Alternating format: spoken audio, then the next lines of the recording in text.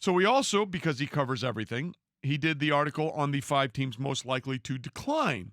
And among those, he says most likely to decline. This is basically win totals, okay? It's not playoffs and where they're going to get there. The team's win totals from year to year likely to decline.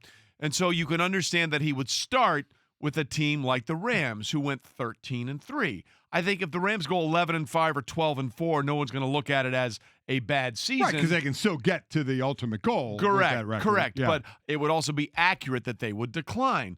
And one of the reasons that he points out is that their records in games last year decided by 7 points or fewer was 6-1. In other words, winning almost 86% of those games. And by any metric, that is a very difficult thing to duplicate. Oh, I agree. And it's the same one of the other teams on this, the New Orleans Saints. Same thing. They were 5-1 in games decided by 7 points or fewer, and the Saints were 13-3. He feels that's one of the teams that's going to come back. I think the Saints have a really good shot, in my opinion, to get to the Super Bowl this year with the talent that they have, especially on the offensive side of the ball.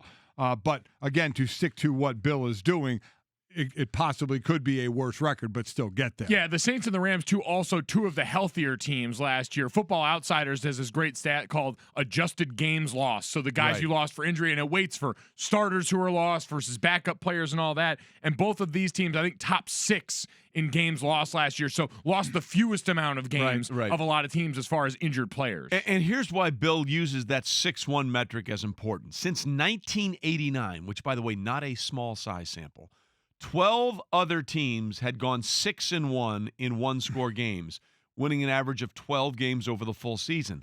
The very next year, those same teams were a combined 39-45 in one-score games, and each team saw its win total decline, and the average was just under 4 wins. Another team he has is the Cowboys. They were 10-6 last year. Same thing, games decided by 7 or fewer. They were 8-2. Plus, if you start out the season without Zeke Elliott, remember this happened with Emmitt Smith. Right. Back when he held out, they went 0-2, still went on to win the Super Bowl. But you start out 0-2, so if you don't have Zeke, you may have more losses than you would like, but you could still get where you want to go. So we'll see with the Cowboys. One thing about the Rams, when Junior, you bring up adjusted games lost because of injury, I think one thing that's going to help them mitigate that is Cooper Kupp is coming back. Yeah. And you can say, oh, Cooper Kupp, give me a break.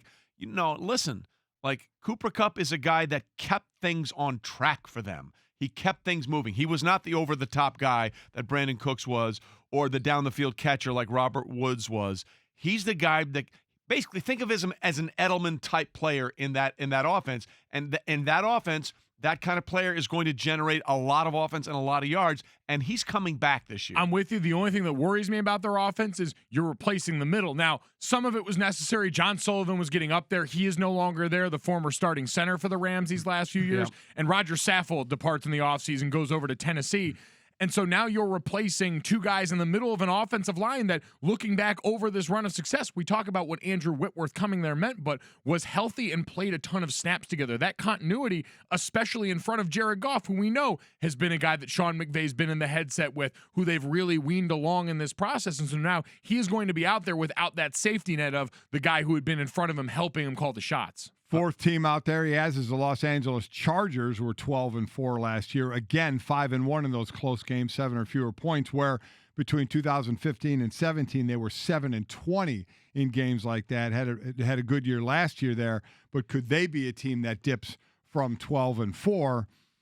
Man, the Chargers are interesting. They really are. They have so much. They lose Tyrell Williams on offense, but they've got so many weapons there. Mike Williams, when he was healthy last year, was sensational. We know what Keenan Allen is. Your edge rushers on defense. The thing that concerns me with them, and it's weird, and I was talking with the Mina Kimes show featuring Lenny Mina's podcast. We were talking about this the other day when I was on there. That'll come out soon, is this idea of the Chargers' known weakness. The Chargers' offensive line has been like the Steelers' secondary for the last number of years, where it's been a known weakness. They've gone out and tried to address it to a certain extent, and it's never seemed to fully come all the way. And so they've still got issues they're dealing with up there, and that could be the one thing that, with Melvin Gordon potentially in flux, his status this year really undermines what they're trying to do. Right. You could make the argument their best offensive lineman is Russell Okung, and they don't know what's going on. He's dealing with a pulmonary embolism. For those that don't know, that's basically blood clot, and you Right. don't want to mess around with that. You got to make sure that thing is 100% good to go. And then the other team, the last team, is the Miami Dolphins, who were 7-9 last year, and basically, punting. and think about some of the games they won. The lateral play, the lateral game against the Patriots, Right.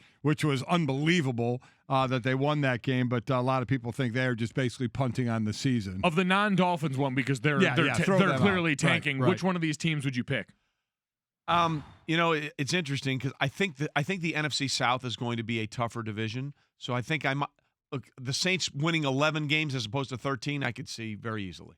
Right? I think I'd go with the Rams just because I think the Niners could be that team in the NFC. I West. think I'm Niner going in with the there? Rams as well because I'm not really sure of Todd Gurley. Yeah. Todd Gurley had a great regular season again. But it was the postseason, and now we find out the knee, and they got him out of basically a pitch count. So we'll see.